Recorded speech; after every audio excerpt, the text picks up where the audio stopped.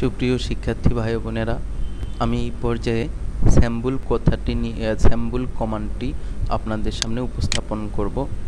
আমরা ডান পাশে sample insert মেনুর অধীনে স্যাম্পল ক্লিক দেখুন, এইখানে বিভিন্ন রকম স্যাম্পল আমাদের সামনে উপস্থাপন হলো।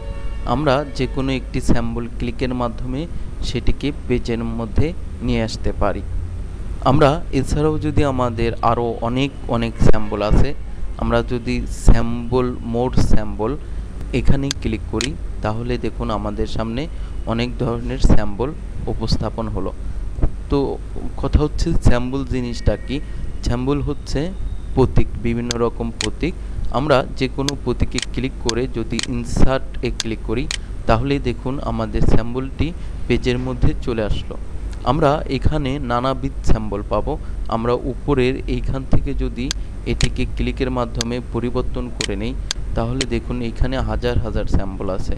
যেমন আমি টেলিফোন এটিতে ক্লিক করার মাধ্যমে ইনসার্টে ক্লিক করলাম, দেখুন টেলিফোনটি চলে গেল। অথবা আমি যদি এই ধরনের একটি স্যাম্পল নিতে চাই তাহলে দেখুন সেই স্যাম্পলটি চলে গেল।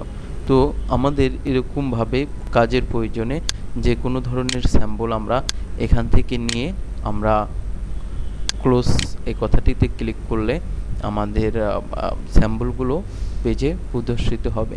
আশা করি বুঝতে পেরেছেন। ধন্যবাদ।